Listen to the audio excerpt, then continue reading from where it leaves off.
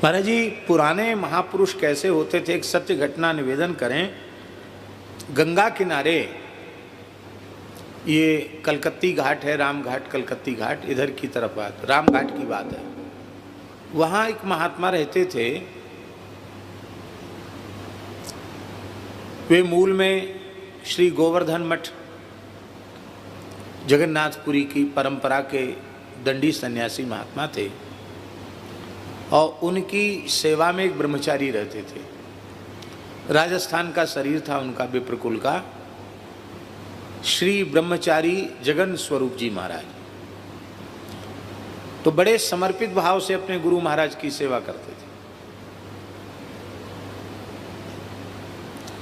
और वो जमाना था जब भोज भंडारे होते ही नहीं थे।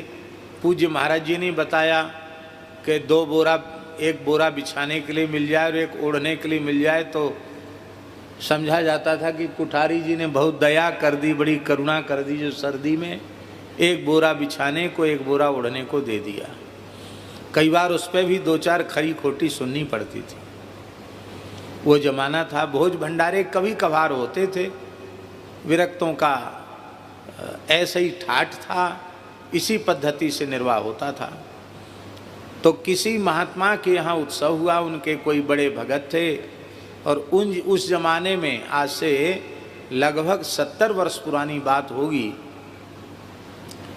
उस जमाने में 10-10 गज का अचला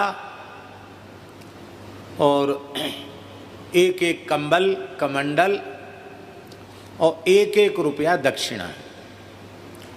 1 रुपया बहुत होता था। 70-72 साल पहले 1 रुपया की कम कीमत नहीं थी।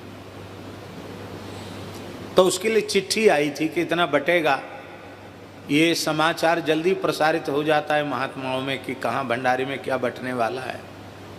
तो लोगों में चर्चा थी, बड़ा भंडारा होगा, ऐसा ऐसा कपड़ा मिलेगा। कपड़ा तो था ही नहीं उस समय। तो गुरु महाराज ने प्रसन्न होकर एक चिट्ठी अपने पास रख ली, बाकी सब स्थान में दे दिए। और वो जो अपने पास महाराज जी चिट्ठी रखी थी वो अपने ब्रह्मचारी को दी। देखो ब्रह्मचारी, तुम बहुत सेवा करते हो, कभी कुछ मांगते हो नहीं, लो चले जाओ चिट्ठी पर। बढ़िया 10 गज अचला मिलेगा और बढ़िया जो है कमंडल भी मिलेगा पीतल का, और एक कंबल मिलेगा, चले जाओ। तो उन्होंने कहा कि गुरुदेव जो आ गया, पर आप रुष्ट न हो तो ये बालक एक बात निवेदन करे।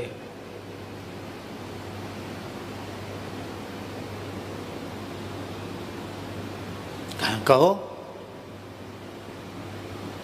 बोले आपकी जूठन से पेट भर जाता है, आपके अधरामृत से, आपके भुक्तावशिष्ट से मेरी उदर पूर्ति हो जाती है और आपके श्रीअंग से के वस्त्र से हमारा निर्वाह हो जाता है। हमें किसी भी वस्तु की आवश्यकता का अनुभव ही नहीं होता है। आपकी कृपा से इन किसी वस्तुओं की अपेक्षा हमारे मन में नहीं है। बस आपकी सेवा केवल एक ही भाव से मैं कर रहा हूँ कि भगवान ने बड़ी कृपा की है, मनुष्य जन्म दिया, उसमें भी ब्राह्मण कुल में जन्म दिया। अब ये शरीर धारण करना सफल हो जाए। आप ही कहते हो कि भगवत तत्व की अपरोक्षानुभूति से ही जीवन की सार्थकता है। ऐसा कह के रोने लगे।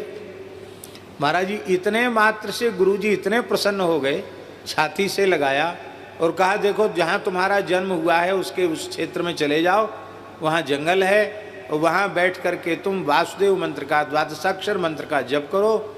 मात्र 6 महीने में तुमको भगवत साक्षात्कार हो जाएगा। और चिट्ठी तुरंत दूसरे साधु को दे दी। बोले हाँ, तुम्हें जरूर भगवान मिलेंगे, ये मैं कहता हूँ, मिलेंगे तुमको। और महाराज जी वहाँ जाकर वो बैठ गए। गुरुजी ने तो कहा था 6 महीने के भीतर हो जाएगी। उनको 4थे महीने में ही शंख चक्र गदा पद्मधारी भगवान का प्रत्यक्ष दर्शन हुआ। श्वेत वस्त्र पहनते थे तो वहाँ के लोगों ने उनका नाम धर दिया धौला बाबा। देहाती लोगों ने धौला बाबा। और बचपन में ही घर छोड़ दिया था और अब आए थे थोड़ी बड़ी उम्र में, तो लोगों ने पहचाना ही नहीं कि इसी क्षेत्र का बालक है, बोलते थे नहीं। पीलू के वृक्ष के नीचे आकर के बैठ गए, बस वहीं जप करने लग गए। 10-20 दिन में कोई एकाध छटाक आटा वाटा दे दिया तो खा लिया, नहीं पत्ती खा करके उन्होंने महाराज जी भजन किया, पर किसी की ओर नज़र उठा के नहीं देखते, बस वहीं बैठे रहते। जंगल में लोगों का आना जाना भी नहीं था। हाँ, कौतूहल लोगों को जरूर था कि कोई आकर के एक जवान आदमी वहाँ बैठा है, बोलता नहीं, देखता नहीं, किसी की बात सुनता नहीं, पता नहीं क्या है, पागल है क्या है, ऐसे लोग। तो जब ये है यावत वस्तु प्रयोजन, तो उनको ये नहीं हुआ कि हम कमंडल ले आवें और अचला ले आवें और कंबल ले आवें, तो जो मिलना चाहिए था उनको मिल गया।